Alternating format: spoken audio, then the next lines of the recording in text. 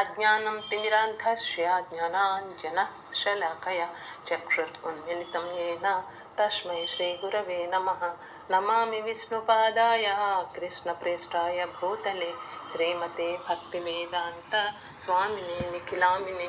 నమస్తే సారస్వతి దేవే గౌరవాణి ప్రచారిణే నిర్విశేష శూన్యవాదే పాశ్చాత్య దేశకారిణే. జయ శ్రీకృష్ణ చైతన్య ప్రభు నిత్యానంద శ్రీ అద్వైత గదాధర శ్రీవాసాది గౌరభక్త వృంద. హరే కృష్ణ కృష్ణ కృష్ణ హరే హరే, హరే రామ రామ రామ హరే హరే. జయ శ్రీకృష్ణ.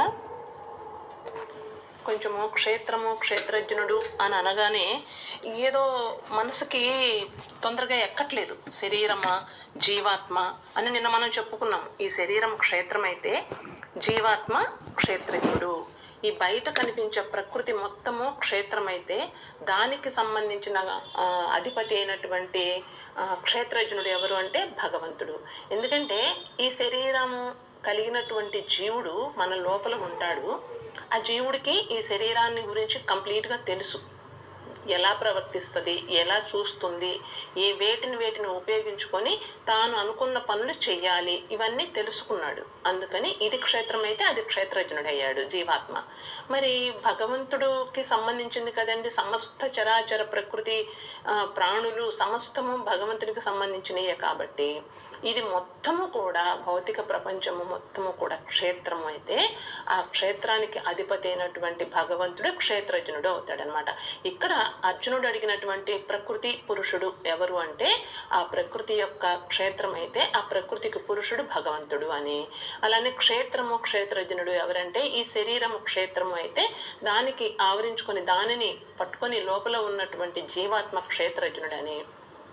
జ్ఞానము జ్ఞేయం గురించి తెలుసుకోగలిగాలి అనుకుంటే తెలుసుకోగలిగేటువంటి ఆ శక్తి, ఆ గ్రహింపుగలిగినటువంటి ఆ తెలివి స్పృహ, దానిని జ్ఞానము అంటే దేనిని గురించి తెలుసుకుంటున్నాము ఆ ధ్యేయ వస్తువు ఏదైతే ఉంటుందో అది జ్ఞేయం అని. కన్ఫ్యూజన్ కావద్దు. ఇది ఎందుకంటే ఇది కష్టము అని అనుకోవద్దు. నిదానముగా ముందర అన్ని కూడా చాలా ఎలాబరేట్గా విశ్లేషణ చేసుకున్నాము. క్లియర్గా తెలుస్తుంది. ఎంత కొత్త పదాలు కొత్త అని అనుకోవద్దు. అయితే దీన్ని మళ్ళీ మనం ఇక్కడ బాగా చెప్పుకుందాము. రెండవ శ్లోకంలో కూడా దీన్ని వదలద్దు, మళ్ళీ మనము అర్థమయ్యేటట్లు చెప్పుకుందాము. ఇక్కడ రెండవ శ్లోకంలో ఏం చెప్పారంటే కృష్ణ భగవానుడు అర్జునుడు అడిగినటువంటి ప్రశ్నలకి, ఓ అర్జున, ఈ శరీరాన్ని క్షేత్రము అంటారు. ఈ క్షేత్రాన్ని గురించి తెలుసుకున్నటువంటి వాడిని క్షేత్రజ్ఞుడు అని ఎవరు చెప్తున్నారు? తత్వము తెలిసిన జ్ఞానులు చెప్తున్నారు అని అన్నారు. తత్వము తెలిసిన జ్ఞానులు అంటే ఈ విషయాన్ని కనిపెట్టి చెప్పిన వాళ్ళకి తత్వజ్ఞానము తెలిసిపోయి ఉంది. అంటే అజ్ఞానము జ్ఞేయము అనేటువంటి ఆన్సర్ కూడా అందులోనే వచ్చేసింది. అర్జునుడు అడిగాడు కదా మూడో ప్రశ్న, జ్ఞానము జ్ఞేయము గురించి చెప్పు కృష్ణ అని. దాన్ని కూడా అందులోనే తెలుసుకునేటట్లుగా మనకు అర్థమవుతుంది అనమాట.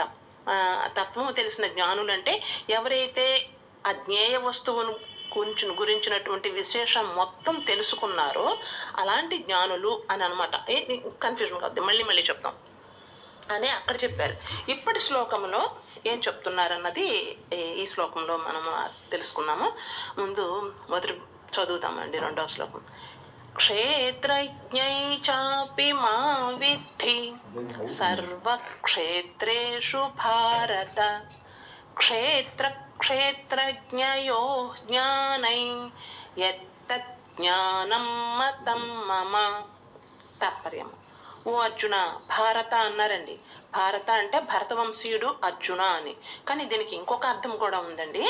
ఆ అర్థం ఏంటంటే భారత అంటే నిరంతరము కూడా అంటే అజ్ఞానాన్ని అంటే భా అంటే జ్ఞాన ప్రకాశము, రా అంటే రమించేవాడు, తా అంటే తరించేటువంటి వాడు. అంటే ఆ జ్ఞాన ప్రకాశము కోసము నిరంతరము ఆ జ్ఞాన ప్రకాశము తోటి రమిస్తూ తరించేటువంటి వాడు.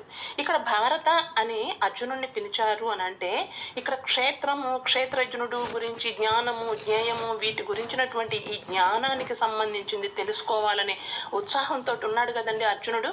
అందుకని ఇక్కడ భారత అంటే భరతవంశీయుడు కరెక్టే. అక్కడ ఇంత ముందర అధ్యాయాల్లో భారత అని ఉపయోగించినప్పుడు ఆ యుద్ధాన్ని చేయగలిగేటువంటి సత్తా ఉన్నవాడు భరతవంశంలో ఆ మేటి శ్రేష్టమైనటువంటి వాడు అని చెప్పడం కోసం అక్కడ ఉపయోగించారు. ఇక్కడ ఈ జ్ఞానాన్ని తెలుసుకునేటువంటి విషయం కాబట్టి ఇక్కడ భారత అంటే ఇలా తీసుకోవాలన్నమాట. జ్ఞాన ప్రకాశంతో నిరంతరము రమించేవాడు తరించేవాడిని కూడా భారత అంటారని ఇక్కడ కృష్ణ భగవానుడు భారత అని సంబోధించడం జరిగింది అర్జునుడిని. మొదటి పాదంలో ఏమన్నారు? క్షేత్రజ్ఞై చాపి మాం విద్ధి సర్వక్షేత్రేషు. సర్వక్షేత్రేషు అంటే సమస్త క్షేత్రాలన్నింటిలో ఉన్నటువంటి క్షేత్రజ్ఞం చాపి. క్షేత్రజ్ఞం అంటే క్షేత్రజ్ఞుని, చాపి అంటే చ ప్లస్ అపి. అపి అంటే ఆ క్షేత్రజ్ఞుని కూడా, అంటే సర్వక్షేత్రాలలో ఉన్నటువంటి క్షేత్రజ్ఞుడు అంటే మనం క్షేత్రజ్ఞుడు అంటే జీవాత్మ అని అనుకున్నాం కదండి. ఆ జీవాత్మని కూడా మాం విద్ధి, మాం అంటే నన్ను అంటే నేనే అని విద్ధి తెలుసుకో. ఇంకా చాపి అన్నప్పుడు అపి అని చెప్పుకున్నాం, ఇంకా చా ఉంది కదా. చా అంటే మరియు క్షేత్రజ్ఞయో అంటే ఈ క్షేత్రము ఈ క్షేత్రజ్ఞుల యొక్క అంటే ప్రకృతి పురుషుల యొక్క ఎత్ జ్ఞానం అంటే ఎత్ జ్ఞానం ఎత్తద్ అని అన్నారు. ఎత్తద్ అంటే ఎత్ ప్లస్ తత్ అంటే తత్. ఎత్ అంటే ఏదైతే తత్వజ్ఞానము కలదో అది, తత్ అంటే అది, జ్ఞానం మతం మమ అంటే ఆ జ్ఞానము ఇదే అని నా అభిప్రాయము. మమ మతం అంటే మమ అంటే నా యొక్క మతం అభిప్రాయము. ఏది జ్ఞానం అంటే ఏంటి? క్షేత్రం గురించి క్షేత్రజ్ఞుని గురించి ఆ రెండిటికి కూడా నేనే, అది ఆ రెండు కూడా నేనే అని తెలుసుకోవడమే జ్ఞానము అని. అంటే అడిగాడు కదా అర్జునుడు, జ్ఞానం అంటే ఏంటి జ్ఞేయం అంటే ఏంటో తెలియమని. అక్కడికి తీసుకెళ్తున్నాడు చిన్న చిన్నగా. ఏంటి దీని గురించి నాకు కంప్లీట్ వివరణ మనం కొంచెం ఎక్కువ టైం తీసుకునైనా ఇక్కడ చెప్తాం. ఎందుకంటే ఇక్కడ అన్ని క్షేత్రముల యందున్న క్షేత్రజ్ఞుని అంటే జీవాత్మను నేనే అని తెలుసుకో అర్జున అని చెప్తున్నారు. అంటే ఇక్కడ మనము ఏం తెలుసుకోవాలంటే, ఇప్పుడు మనము భగవంతుడిని పూజించాము, భగవంతుడు మాత్రమే ఉన్నాడు అని ఇప్పటిదాకా మనకు తెలిసింది, దాన్ని మనం పూజించాము. దీన్ని ఈ పూజించిన తర్వాత ఆ పరిధిని దాటి తెలుసుకోవాలనుకున్నాం, మన గురించి మనము తెలుసుకోవాలని అనుకున్నాం. తెలుసుకున్నప్పుడు ఈ శరీరం అంటే ఏంటి అనే ప్రశ్న వచ్చింది, ఈ లోపల ఉన్నవాడు ఎవరు అనే ప్రశ్న వచ్చింది అర్జునుడు. అది తెలియజేయడం అనేది కృష్ణ భగవానుడు తన యొక్క కర్తవ్యంగా తీసుకున్నాడు, బాధ్యతగా. ఇక్కడ ఏం చెప్తున్నాడు? క్షేత్రజ్ఞం, క్షేత్రం. అసలు ముందు ఆ రెండిటి పదాల యొక్క కన్ఫ్యూజన్ లేకుండా ఉండడానికి కొంచెం క్లారిటీగా తెలుసుకోవాలంటే కృష్ణ భగవానుడు క్షేత్రం అనే పదాన్ని ఎందుకు వాడాడు ఇక్కడ, ఈ పదాన్ని గురించి చెప్పుకుందాము. ఎందుకంటే ఈ శరీరానికి ఎన్ని పేర్లు ఉన్నాయి? దేహము, శరీరము, కళేబరము, ఇంకా లోతుకెళ్తే ఇంకా వేరే మనకు తెలిసిన పదాల వరకే చూసుకున్నాము. ఈ దేహము, దేహి, దేహాన్ని ఆశ్రయించి ఉండేవాడు దేహి కదా, కాబట్టి జీవాత్మని దేహి అనొచ్చు, దేహము అని అనొచ్చు. కానీ ఆ కృష్ణ భగవానుడు అర్జునుడు ఆ పదాన్ని వాడలేదు. ఎందుకు వాడలేదు? శరీరము, శరీరి, ఈ శరీరాన్ని కలిగిన వాడు శరీరి కదా, ఆ రెండు పదాలు వాడచ్చు. అక్కడ అది వాడలేదు.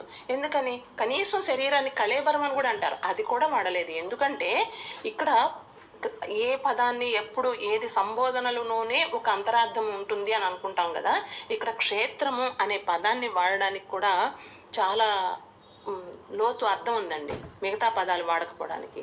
దేహము అంటే ఏంటండి? దహన యోగ్యమయ్యేది దేహము అని అన్నారు. దహన అంటే జీవాత్మ వెళ్ళిపోయిన తర్వాత ఈ దేహము దహనానికే కదా ఉపయోగపడేది. కాబట్టి ఇక్కడ మనము తెలుసుకోవాల్సిన జ్ఞానానికి దహనానికి ఉపయోగపడే దేహము అనే పదాన్ని వాడడం అనేది యోగ్యమైనది కాదు కదా, సంబోధనకి అర్హమైనది కాదు. కాబట్టి అక్కడ పదాన్ని వాడక్కర్లేదు, కాబట్టి అది వాడకూడదు. శరీరము, శరీరి. శరీరము అంటే ఏంటండి? శీర్యమానేన శరీర అని అన్నాం కదా, అంటే క్షీణిస్తూ ఉంటుంది కదా, మార్పులు చెందుతూ ఉంటుంది కదా. అంటే పుట్టక ముందర ఒక మార్పు, అసలు ఏమీ లేనిది. గర్భంలో ఉన్నప్పుడు ఒక చిన్న పిండముగా మార్పు, పుట్టిన తర్వాత చిన్నపిల్లాడిలాగా ఎదుగుతున్నప్పుడు 30 ఏళ్ళకి ఉన్నప్పుడు ఒక మార్పు, 60 ఏళ్ళకి వచ్చినప్పుడు శరీరంలో పట్టుత్వాలు అన్నీ పోతున్నాయి, అంతా జావగారిపోతుంది.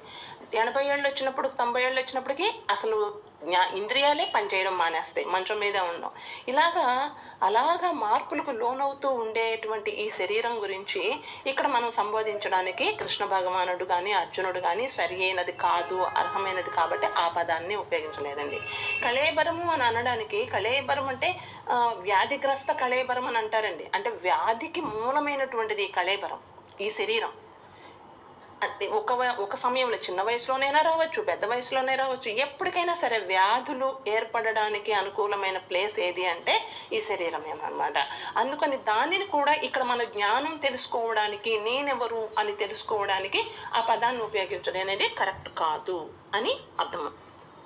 మరి ఇక్కడ క్షేత్రము అని ఎందుకన్నారు అని అంటే, ఈ శరీరానికి మనము తేలికగా ఎప్పుడు అంటే ఈ అధ్యాయము మొదలలోనే బిగినైంది క్షేత్రము, క్షేత్రజ్ఞుడు అనే పదాలు. ఈ పదాలు విన్నప్పుడే మనకి అదేదో ఒక సంస్కృతం పదాలు వింటున్నట్లు కన్ఫ్యూజన్ గా ఉండకుండా ఉండడానికి క్లారిటీ కోసం చెప్తున్నాను. క్షేత్రము అంటే ఏంటండి, మనకి మనసులో ఉన్నటువంటి భావన ఏంటండి, క్షేత్రం అంటే భూమి, అదే కదండి. మన పంట పొలాలు వాటికి సాగు క్షేత్రాలు అని అంటాం కదండి, భూమి అని అనుకోండి. ఆ భూమిని సాగు చేసేటువంటి రైతు ఉంటాడు, ఆ భూమి గురించిన అన్ని వివరాలు తెలుసు. ఈ భూమి ఏ సమయంలో వేస్తే విత్తనాలు మొలకెత్తుతాయి, ఏ సమయంలో దున్నాలి, ఏ సమయంలో నీరు పట్టాలి, సమస్త వివరాలు తెలుసుకున్నటువంటి ఆ భూమికి అంటే ఆ సాగు క్షేత్రానికి సంబంధించిన క్షేత్రజ్ఞుడు ఎవరు, రైతు అక్కడ కదా. అలాగా ఈ యొక్క శరీరానికి సంబంధించిన అన్ని తెలుసుకునేటటువంటి వాడెవరు, లోపల ఉన్న జీవాత్మ క్షేత్రజ్ఞుడు. అక్కడ భూమి, రైతు అనేది గుర్తు చేస్తుంటే ఇంకెప్పటికీ ఆ పదాలు మనకి ఏదో కొత్తగా మనకి కన్ఫ్యూజన్ కాకుండా ఉంటామన్నమాట. ఈ శరీరము జీవాత్మ, క్షేత్రము క్షేత్రజ్ఞుడు.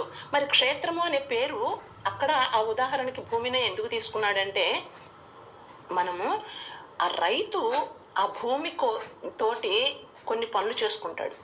ఏంటవి, తనకు కావాలి అనుకున్న ఫలాలు పొందడం కోసము విత్తనాలు నాటడము, దానికి సంబంధించిన సాగు చేయడము అన్నీ చేస్తాడు. ఏ విత్తనాలు నాటాలనుకుంటాడు, తను ఎటువంటి ఫలాలు కావాలనుకుంటాడో ఆ ఫలాలను పొందడానికి సంబంధించిన, మామిడి తోట కావాలంటే మామిడి విత్తనాలు, లేదా ధాన్యం కావాలనుకుంటే వరి నాటుతాడు.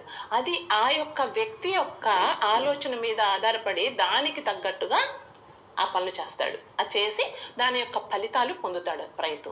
ఇక్కడ జీవాత్మ కూడా ఈ శరీరంతో కొన్ని పనులు చేస్తుంది. ఆ పనులే కర్మలు. నిన్న మనం అనుకున్నాము ఆ కర్మలు ఎలా ఉంటాయని చెప్పుకున్నాము. క్రియామాణ కర్మలు, వికర్మలు, అకర్మలు.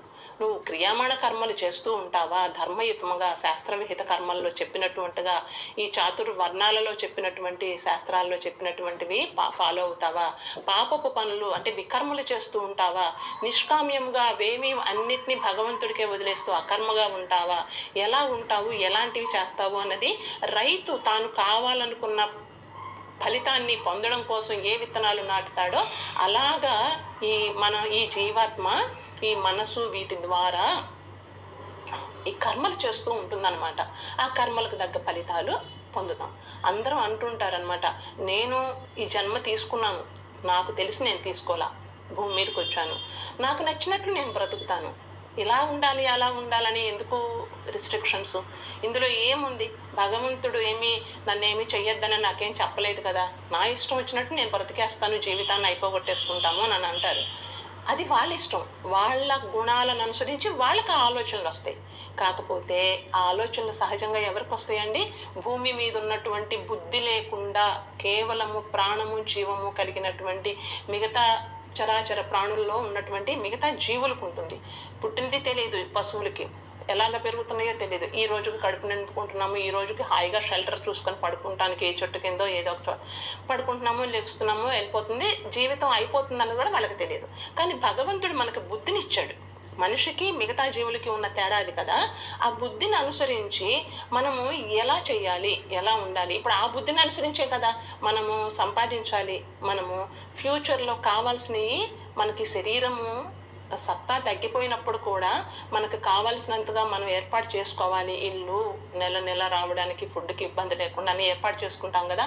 మరి అదే విధంగా జీవితం మనకు వచ్చినప్పుడు ఈ జీవితాన్ని మనం ఎలాంటి కర్మలు చేస్తే ఎలాంటి కర్మ ఫలితాలు మనం పొందితే నిన్న మనం చెప్పుకున్నాము.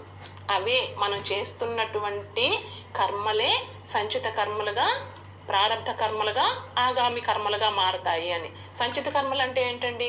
ఇక్కడ కూడా తెలియకపోతే ఆ పదాలు ఏమో కొత్తగా అనిపిస్తాయి, చాలా మందికి తెలిసినవే. ఒక్కసారి మళ్ళీ క్లుప్తంగా చెప్తాను. మనం చేసి ఇంతకు ముందు గత జన్మలలో చేసి వాటి యొక్క ఫలితాలని ఒక సంచిలో వేసుకొని మనం తెచ్చుకున్నట్లే ఆ కర్మల యొక్క ఫలితాలను మనం అనుభవించాలి. ఎప్పుడు అనుభవించాలి? ఈ జన్మలో అనుభవించాలి. ఈ జన్మలో మనం అనుభవిస్తున్నప్పుడు నేను మంచిగానే ఉంటున్నా, నాకెందుకు ఇట్లాంటి ఇది వస్తోంది, నాకు ఈ బాధలు అని అనుకుంటుంటాం చూసారా? అది ఎందుకు వస్తున్నాయి అంటే గత జన్మలో మనం తెలిసి చేస్తాము, జ్ఞానము తెలియక చేస్తాము, సంచిత కర్మలతో రూపంలో తెచ్చుకుంటాము. కాబట్టి అవి ఇక్కడ మనం అనుభవిస్తాం. ఇక్కడ అనుభవించే కర్మల్ని ప్రారబ్ధ కర్మలు అంటాము. ప్రారబ్ధం ద్వారా మనకు అవి సంక్రమిస్తున్నాయి, అవి ఇక్కడ మనం అనుభవిస్తున్నాం. ఇప్పుడు మళ్ళీ ఆ ప్రారబ్ధ కర్మలు చేస్తూ ఉన్నప్పుడు మళ్ళీ తెలిసి చేస్తామా, తెలియక చేస్తామా? ఎలాగో అలాగా బతికేస్తున్నాము, అయిపోతుంది అనుకుంటూ కర్మలు చేసుకుంటూ ఉంటే దాని యొక్క ఫలితాలని మళ్ళీ ముందు జన్మకి తీసుకొని వెళ్తాము. అవి వాటిని ముందు జన్మ కోసం ఏర్పడుతూ బ్యాంక్ బ్యాలెన్స్ మన రిటైర్డ్ అయిన తర్వాత ఉండడం కోసం ఏర్పాటు చేసుకున్నట్లుగా ఆగామి కర్మలు అని అంటారు. వాటిని ఫ్యూచర్లో మనం ముందుకు ఎదురు రాబోతున్నాయి అనమాట. అవి ఎలా వస్తాయి? ఇప్పుడు ఏర్పడిన ఆగామి కర్మలు మళ్ళీ మరుజన్మలో సంచిత కర్మలుగా వస్తాయి, మళ్ళీ క్యారీ చేసుకొని వెళ్ళడానికి. సో బయట మామూలు జీవితం గడిచినప్పుడు ఎలాగా మనకి ప్రొటెక్షన్ కోసం ఎలా చూసుకుంటామో మనం చేసే కర్మల ద్వారా కర్మ ఫలితాలని అలాగ మనం ఏర్పాటు చేసుకోవడం ఉండాలి. అంటే అక్కడ చూడండి, ఒక రైతు తాను కావాలనుకుని నాటినటువంటి విత్తనాలను బట్టి ఎలాగ చేస్తాడో అలానే చేయాలి. ఆ రైతు ఆ పొలం మీద విత్తనం నాటితే చాలదు కదా, నీళ్లు పట్టడము, దుక్కడము, దున్నడము, ఏవో అన్నీ ఉంటాయి కదా. ఆ మిగతా పనులన్నీ ఎలా చేస్తున్నాడో వేరే వేరే వస్తువులను ఉపయోగించి, మోటార్లు, ట్రాక్టర్లు, అలాగా మనసుని, బుద్ధిని, వీటిని ఉపయోగించి మనం కర్మలు చేస్తాం.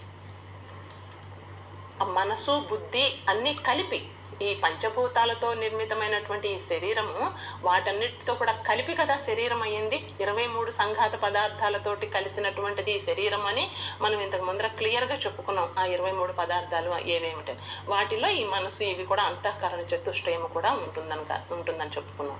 ఇవేవి కాకుండా లోపల క్షేత్రజ్ఞుడు అనేవాడు వేరే ఉంటాడు. ఈ అంతఃకరణ చతుష్టయం కూడా ఎక్కడి నుంచో రాలేదు. బయట ఉన్న పంచభూతాలతోటి శరీరం ఏర్పడినట్లే అంతఃకరణ చతుష్టయము కూడా, మనసు, బుద్ధి, చిత్తము, అహంకారం అనేవి ఆ క్షేత్రజ్ఞుడైన జీవాత్మ, ఆ జీవాత్మ తనతో పాటు తెచ్చుకున్న సంచిత కర్మల యొక్క ఫలితాలుగా ఆ దానికి తగ్గటువంటి ఆలోచనలతోటి ఆ ఫలితాలు, ఆ సంచిత కర్మలు అందరూ ఒకేలాగా ఎందుకు పనులు చేయరు?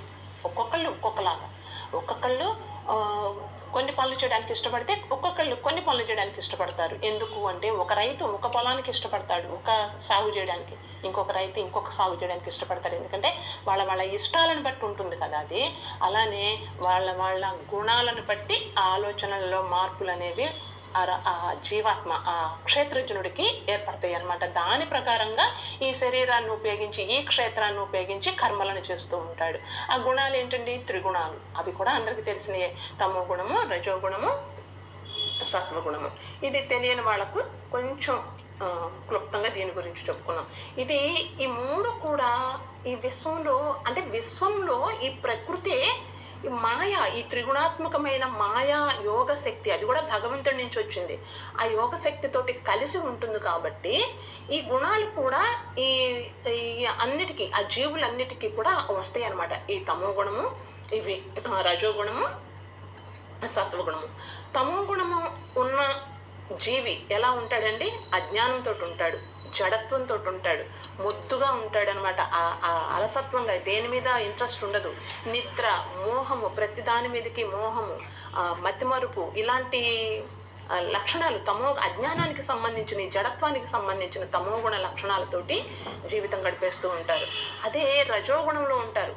ఆ రజోగుణం సంబంధించినటువంటి కలిగినటువంటి జీవులు ఎలాంటివి ఉంటారు? కోరికలు. నాకు అది కావాలి, నాకు ఇది కావాలి, దీన్ని సాధించాలి, దాన్ని సాధించాలి, అది సాధించిన తర్వాత తృప్తి ఉండదు, ఇంకొకటి సాధించాలి, ఇలా పొందాలి పొందాలి అని జీవితం మొత్తం దానికోసం పాకులాడుతూ ఉంటారు. కోరిక, కాంక్ష ఇవన్నీ పోతే ఏమవుతుంది? అతనికి శాంతి ఎప్పటికీ రాదు. ఆ జీవికి అశాంతితోటే ఇంకొక శాంతి రావాలని ఇంకొక దానికోసం పరిగెత్తుతూ ఉంటారనమాట. సత్వగుణం ఉన్న వాళ్ళు ఉంటారు. వాళ్ళకి ఏంటంటే జ్ఞానానికి, మంచితనం, జ్ఞానం పొందాలి, ప్రశాంతంగా ఉండాలి అని, సామరస్యానికి ఇవన్నీ కారణాలు కదా. ఆ సామరస్య భావంతో జ్ఞానంతో ప్రశాంతంగా ఉండాలని చూస్తారు. ఈ 3 గుణాలు ప్రతి మనుషులోనూ ఉంటాయండి. ఒక్క గుణంలో మాత్రమే తీసుకొని ఉంటారని కాదు. గత జన్మలో తమో గుణంలో ఉండి ఈ జన్మలో రజోగుణంలోకి మార్పులు చెందుతూ ఉండొచ్చు. ఎందుకంటే అనుభవాలు కావాలి కదా మనిషికి. అనుభవాల కోసం అని చెప్పి కొత్త కొత్త పనులు చేయడానికి ప్రయత్నిస్తూ ఉంటారు కదా. అలాంటి క్రమంలో రజోగుణానికి సంబంధించిన కార్యములు చేస్తూ ఉంటాడు, కర్మలు. సంచిత కర్మల్లో తాను చేసినటువంటి తమోగుణ పనులతోటి కూడినటువంటి ఆ సంస్కారాలు తీసుకొచ్చుకుంటాడు కదా, వాటిని కూడా కలుపుతుంటాడు. కాబట్టి మిశ్రితంగానే ఉంటాయి. దీనికి కూడా చెప్పాను, ఒక రాజుకి 2 రకాల గుణాలు తప్పకుండా ఉండాలి. సత్వగుణము ఉండాలి, రజోగుణము ఉండాలి. రజోగుణము ఉండడం వల్ల యుద్ధం చేయగలిగినటువంటి ఆ రజస్సు ఉంటుంది. ప్రజలను కన్నబిడ్డల్లా చూడటానికి సత్వగుణము, 2 మిశ్రితమై ఉంటాయి కదా. అలాంటి గుణాలు ఉన్నటువంటి వాళ్ళు అలాంటి జన్మలు తీసుకోవడానికి వస్తారనమాట. అలా మన యొక్క గుణ కర్మలను అనుసరించి మన యొక్క జన్మలు ఏర్పడతాయి. దానికి తగ్గట్టుగానే ముందుకు పోవాలి. వాటిని మార్చుకోవడానికి మనం ప్రయత్నం చేయాలి.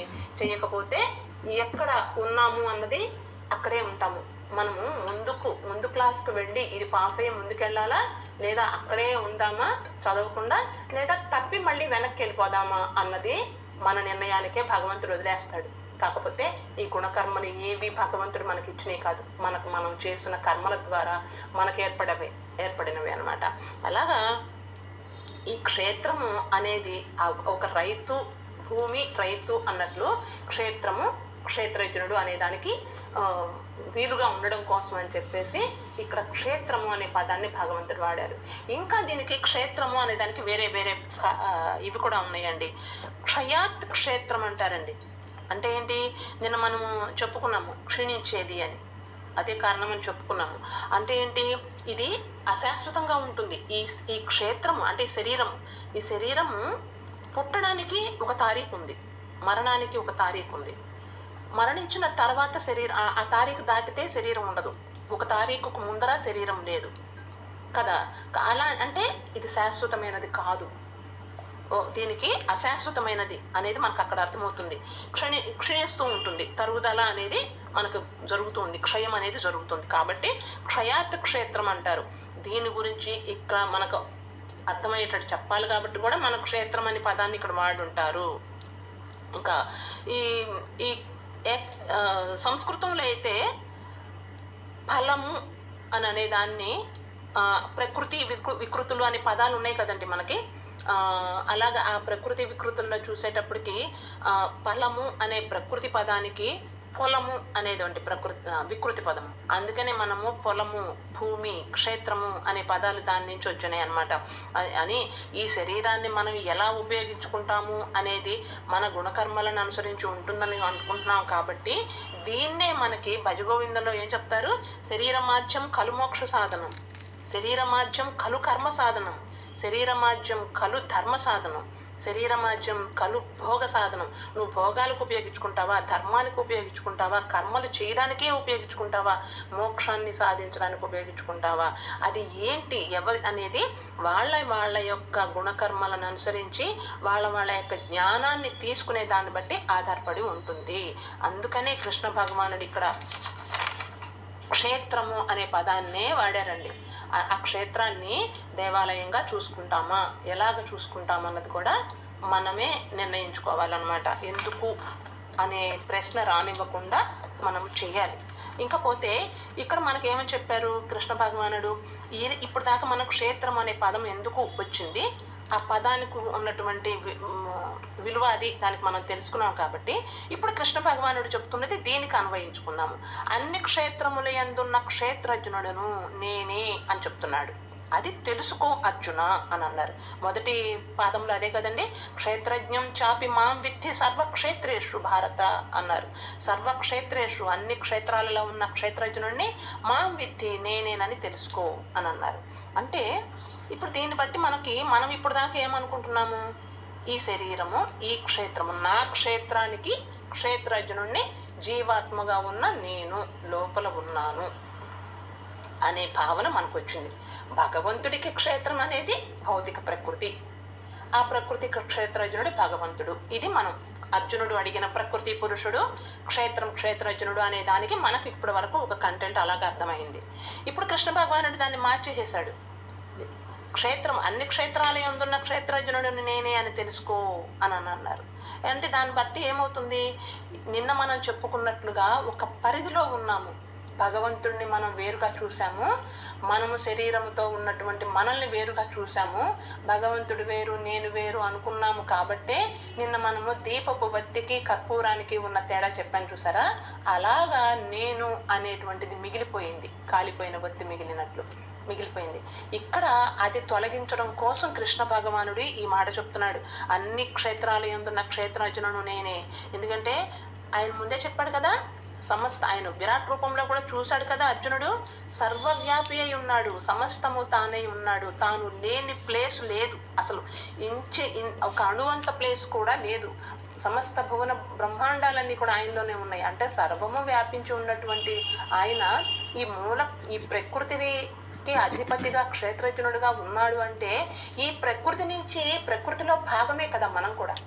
ఈ శరీరము కూడా ప్రకృతిలో ఉన్నటువంటి పంచమహాభూతాలతోటి అన్ని జీవులతో పాటుగా ఏర్పడింది. ఆ ప్రకృతిలోని ఒక భాగమే మనము అయినప్పుడు మనలో ఉన్న క్షేత్రజ్ఞుడు కూడా తానే అయి ఉంటాడు కదా. మనము కూడా ప్రకృతిలో ఒక భాగం. ప్రకృతికి క్షేత్రజ్ఞుడు అయినప్పుడు ఈ శరీరము కూడా ఆ ప్రకృతిలోనికి సంబంధించిన క్షేత్రం అయితే, ఈ ఈ చిన్న క్షేత్రం అంటే చిన్న బుడగ, పెద్ద బుడగ ఆలోచించండి. చిన్న బుడగలో ఉన్న గాలి ఒకటే, పెద్ద బుడగలో ఉన్న గాలి ఒకటే. రెండు బుడగలు పగిలిపోతే మొత్తము శూన్యంలో ఉన్న గాలిలో కలిసిపోతుంది. దీనికి దానికి ఇంకా తేడా, ఈ గాలి వేరు ఆ గాలి వేరు అనేది ఉండదు కదా. కానీ మనం ఇక్కడ ఈ గుణకర్మలతోటి చేసిన పనులు చేస్తూ ఉండడం వల్ల ఈ క్షేత్రం, మన యొక్క క్షేత్రాన్ని, శరీరాన్ని నేను అని పరిమితిని ఆపాదించుకొని ఈ పరిమితిలో నేను నాది అనేది పెట్టుకోవడం వల్ల ఆ పరిధిని దాటి బయటికి రావట్లేదు. అనంతుడనైనటువంటి ఆ భగవంతుడి తత్వాన్ని తెలుసుకోలేకపోతున్నాము. మనము కూడా భగవంతుడే, మనం వేరు ఆ భగవంతుడు వేరు. ఇంకా ఆయన ఏమంటున్నాడు, అన్ని క్షేత్రాలలో ఉన్న క్షేత్రజ్ఞుడు నేనే అంటున్నాడు. అంటే నా క్షేత్రంలో, నా ఈ శరీరంలో ఉన్న ఈ జీవాత్మతో పాటు నా ఎదురుగా ఉన్న వాళ్ళందరిలో ఉన్న జీవాత్మని కూడా ఆయనే. తత్వమసి నిన్న మనం అనుకున్నాము, అది చెప్తున్నాడు, చిన్న చిన్నగా అది తీసుకొస్తున్నాడు కృష్ణ భగవానుడు అని అనుకున్నాం కదా. ఇక్కడ క్లియర్ చేశాడు, తత్వమసి, నీవు ఏదేమున్నావో అది నేనేమున్నాను. తత్వమసి అంటే నువ్వు ఏదైతే ఉన్నావో, నువ్వు భగవంతుడివైతే నేను భగవంతుడినై ఉన్నాను, నువ్వు జీవాత్మవైతే నేను జీవాత్మనై ఉన్నాను, నీకు నాకు తేడా లేదు అని. కానీ మనము ఆ జ్ఞానాన్ని తెలుసుకో. ఇది ఆ క్షేత్రానికి క్షేత్రజ్ఞుడికి ఉన్నటువంటి ఆ అనుబంధము, ఆ బంధము, దానికి సంబంధించిన సంబంధము, అదంతా తెలుసుకోవడమే దీనికి సంబంధించిన జ్ఞానము అని నా అభిప్రాయము అని కృష్ణ భగవానుడు చెప్పాడు కదా. క్షేత్రజ్ఞో జ్ఞానం ఎత్త జ్ఞానం మతం మమ. ఆ క్షేత్రజ్ఞుడు క్షేత్రులకి సంబంధించిన జ్ఞానము ఏదైతే ఉందో అది, అంటే ప్రకృతి ఇంకా నిర్వికార పురుషుల తత్వాల గురించి. అంటే నిర్వికార పురుషుడు అనే ఎవరండి, వికారాలు లేనివాడు. మనకే కదా వికారాలన్నీ. ఈ వికారాలన్నీ ఈ త్రిగుణాత్మకమయమైనటువంటి యోగ మాయతో కలిసినటువంటి మాయా మనలో ఆవరించి ఉండడం వల్ల ఈ వికారాలు, ఈ గుణాలు, ఈ వికారాలే కదా. ఈ గుణాలన్నీ తమో గుణము, రజోగుణము, సత్వగుణము, ఇవన్నీ ఆ గుణాలతోటి కలిసి ఉన్నటువంటి మనము వికారాలు తోటి కలిసి ఉన్నాము. కానీ ఆ నిరాకార పురుషుడు ఆయన, నిర్వికార పురుషుడు, ఆయనకి ఎటువంటి వికారాలు లేవు. ఆ వికారాలు వచ్చినవే ఆయన నుంచి, కానీ ఆయనకు దూరంగా ఉంటాయి. యోగమాయ వచ్చింది ఆయన నుంచి, కానీ ఆయనకు దూరంగా ఉంటుంది. ఎందుకంటే ఆయన జ్ఞాన స్వరూపుడు. జ్ఞానానికి ఎప్పుడు అజ్ఞానం దూరంగా ఉంటుంది కదా. సూర్యుడు ఉన్నాడు అంటే చీకటి లేనట్లే. చీకటి ఉన్నప్పుడు సూర్యుడు లేనట్లు. అజ్ఞానమే ఉంటే సూర్యుడు కనపడ్డాడు కదా, అజ్ఞానం అనేది మనకు తెలియదు కదా. కాబట్టి జ్ఞానస్వరూపము సూర్యుడి ముందు చీకటి నిలబడదు కదా. కాబట్టి అజ్ఞానంతో కూడినటువంటి త్రిగుణాత్మకముదే అయినటువంటి ఈ వికారాలన్నీ కూడా ఆ జ్ఞానస్వరూపుడు ముందు ఉండవు. కాబట్టి ఆయన నిర్వికారుడయ్యాడు. ఆ నిర్వికార పురుషుడి తత్వము, ఆ ప్రకృతి ఏమిటి, దేని గురించి తెలుసుకోవడమే జ్ఞానము అని కృష్ణ భగవానుడు ఇక్కడ క్లియర్గా చెప్పేశాడనమాట. అంటే ఈ క్షేత్రజ్ఞుల జ్ఞానమే నిజమైన జ్ఞానము అని ఇక్కడ ఈయన చెప్పడం బిగినైంది. అంటే దీన్ని బట్టి మనము చాలా తెలుసుకుంటున్నాము. ఎంతమందో పిహెచ్డీలు చేస్తున్నారు, డాక్టరేట్లు చేస్తున్నారు, ఏంటంటే అంతా తెలుసుకొని అవార్డులు పొందుతున్నారు. విజ్ఞానం వాళ్ళు తెలుసుకుంటుంది జ్ఞానం కాదా అంటే, ఇప్పుడు కృష్ణ భగవానుడు చెప్పినట్లు క్షేత్రజ్ఞుల గురించి తెలుసుకున్నటువంటి జ్ఞానమే నిజమైన జ్ఞానం అని నా అభిప్రాయము అని చెప్పారంటే, ఇక్కడ మరి బయట మనం తెలుసుకుంటున్నది అంతా ఏంటండి, అది విజ్ఞానం అవుతుంది, జ్ఞానము కాదు అని మనకు అర్థమైపోతుంది. ఎందుకు అంటే ఈ క్షేత్రానికి సంబంధించిన జ్ఞానాన్ని సంపాదిస్తున్నాడు మానవుడు. తనకు తెలిసినటువంటి పరిధిలో క్షేత్రానికి సంబంధించిన జ్ఞానాన్ని తెలుసుకుంటున్నాడు.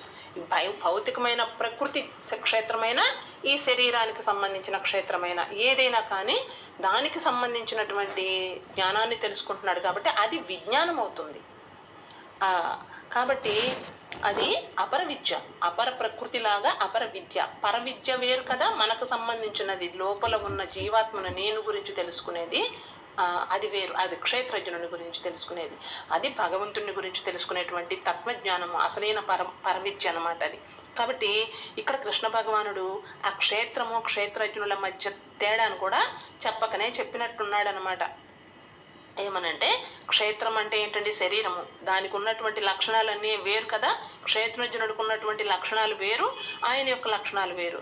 ఎందుకంటే ఈ క్షేత్రం అనేది జడము, నిద్రపోయిందో అలాగ పడి ఉంటుంది, దానికి ఏమీ తెలీదు. మనసు పనిచేస్తున్నంత సేపే అది పనిచేస్తూ ఉంటుంది, తిరుగుతూ ఉంటుంది. తర్వాత శాశ్వతమైనది కాదు, ఇందాకనే చెప్పుకున్నాము. తర్వాత అది క్షణికమైనదే, అది ఎప్పుడు ఉంటుందో ఎప్పుడు పోతుందో ఎవరికి తెలియదు. కానీ క్షేత్రజ్ఞుడు భగవంతుడు అలా కాదు, ఆయన నిత్యుడు. ఆయన ఎప్పటి నుంచి ఉన్నాడో ఎవరికి తెలియదు. ఇప్పుడు చాలా మంది అంటుంటారనమాట, మా క్రీస్తే దేవుడు, క్రీస్తుని మించిన వాడు ఎవరు లేరు, మీకు 100 మంది దేవుళ్ళు ఉన్నారు, అట్లా ఉన్నవాడు దేవుడు ఎట్లా అవుతాడు, ఉన్నది ఒక్కడే దేవుడు, అది మా క్రీస్తే అని అంటారు. అంటే మనం మతాలని ఇక్కడ తీసుకురావడం అని కాదు, మనం చెప్పుకోవడంలో తప్పులేదు. మన అవసరం అయినప్పుడు హైందవ ధర్మ గొప్పదనాన్ని చెప్పుకోవడంలో తప్పులేదండి. మనం హిందువులుగా పుట్టినప్పుడు దాని గురించి దాని యొక్క గొప్పతనాన్ని గుర్తు చేసుకోవడంలో అది మన కర్తవ్యం కూడా అనమాట. ఎందుకంటే వాళ్ళు చెప్తారనమాట. కానీ క్రీస్తు శకము అనేది ఒకటికి బిగినైన ఒక తారీఖు అనేది ఉంది. అదే భగవంతుని యొక్క పుట్టుకోకు ఒక తారీఖు అంటూ ఉందా? ఎన్ని లక్షల వేళ్ల, అసలు సూర్యుడు ఎప్పుడు పుట్టాడు అన్నది సైంటిస్టులు కనిపెట్టలేకపోతున్నారు. కొన్ని యుగాల క్రితం నుంచి ఉన్న సూర్యుడు ఎక్కడి నుంచి ఉన్నాడు అన్నది కూడా ఎవరు తెలుసుకోలేకపోతున్నారు అనమాట. అలాంటి భగవంతుడు గొప్పవాడు అనేది మనకి ఈ శరీరము, అశాశ్వతమైన శరీరము వేరు, ఈ క్షేత్రము వేరు, క్షేత్రజ్ఞుడు వేరు అని తెలియడానికి ఎంతకన్నా అక్కర్లా. ఒకసారి అంటే హైందవ ధర్మము ఏం చెప్తుందంటే, ఒక జ్ఞానానికి సంబంధించింది చెప్పదండి. అది మతపరంగా అంటే మన శాస్త్ర సహిత ధర్మాలు ఉన్నాయి కదా, మన శాస్త్ర విహిత ధర్మాలని ఫాలో అవ్వాలి, చాతుర్వర్ణాలు అని చెప్పారు కదా, అవి కూడా చాలమండి హైందవ ధర్మం ముందు. ఎందుకంటే ఇవి మతపరమైనటువంటి విశ్వాసాలు తెలియచేసేది శాస్త్ర విహిత కర్మలు, శాస్త్ర విహిత ధర్మాలు, దానికి సంబంధించినవి అయితే దానిని దాటి ఎక్కువ అండి హైందవ ధర్మం అనేది.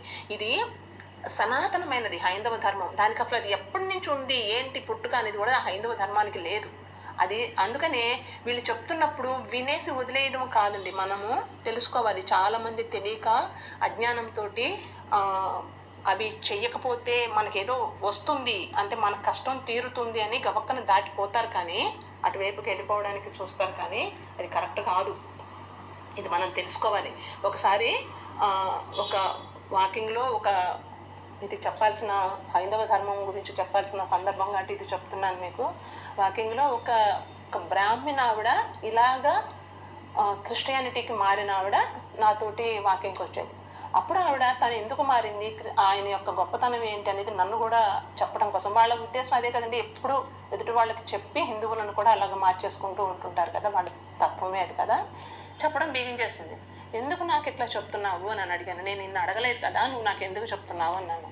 అంటే కాదు, నీకు తెలీదు అక్క, జ్ఞానం అంటే ఏంటి ఏమీ నీకు తెలీదు, అసలైన దేవుడు అంటే తెలియదు, నువ్వు తెలుసుకుంటే నువ్వు కూడా మారతావు, అసలైన విషయం నిజం సత్యం వైపు మారతావు, అందుకని నేను చెప్తున్నాను అని అంటాను. అంటేను ఇప్పుడు నువ్వు చెప్తే నేను వినాలని ఏం లేదు కదా, అది నా ఇష్టం మీద ఆధారపడి ఉంటుంది, నాకు ఇష్టం ఉందా లేదో తెలుసుకోకుండా నువ్వు ఎందుకు చెప్తున్నావు, ఎందుకు మీరు అలా ట్రై చేస్తారు అని అడిగాను. లేదు, చెప్పాల్సిన బాధ్యత మాది, నువ్వు రేపొద్దున శరీరాన్ని వదిలి దేవుడి దగ్గరికి వెళ్ళిన తర్వాత నువ్వెందుకు నా దగ్గరికి రాలేదు, నన్ను ప్రార్థన చేయలేదని దేవుడు అడుగుతాడు క్రీస్తు. అప్పుడు నువ్వు నాకు తెలియదు అని చెప్తావు. లేదు పలానా టైంలో పలానా మంజుల నీకు దారిలో చెప్పింది, దానికి గుర్తుగా ఆ భూమి సాక్ష్యం, ఆ గాలి సాక్ష్యం, ఈ చెట్లు చేమలన్నీ సాక్ష్యం అని ఇవన్నీ వచ్చి నీకు సాక్ష్యం కూడా చెప్తాయి, అప్పుడు నువ్వు తలదించుకొని శిక్ష అనుభవించాల్సి వస్తావు అని చెప్పింది. నేను అప్పుడు అన్నాను, క్రీస్తు నన్ను అడుగుతాడు శరీరం వదిలేసినాక అని అన్నారు కదా, క్రీస్తు పుట్టక ముందు కూడా ఈ భూమి ఉంది, గాలి ఉంది, చెట్లు ఉన్నాయి, అన్నీ ఉన్నాయి సాక్ష్యంగా, మరి అంతటికన్నా మించిన సాక్ష్యం ఏముంటుంది అక్కడ, వాళ్ళు సాక్ష్యం అవే చెప్పడం అయితే, పంచభూతాలే అక్కడ సాక్ష్యంగా చెప్తాయంటే, అంతకుముందు నుంచి ఉన్నటువంటి భగవంతుడి గురించి తెలిసినటువంటివి ఎలా నీకు సాక్ష్యం చెప్తాయి క్రీస్తు గురించి?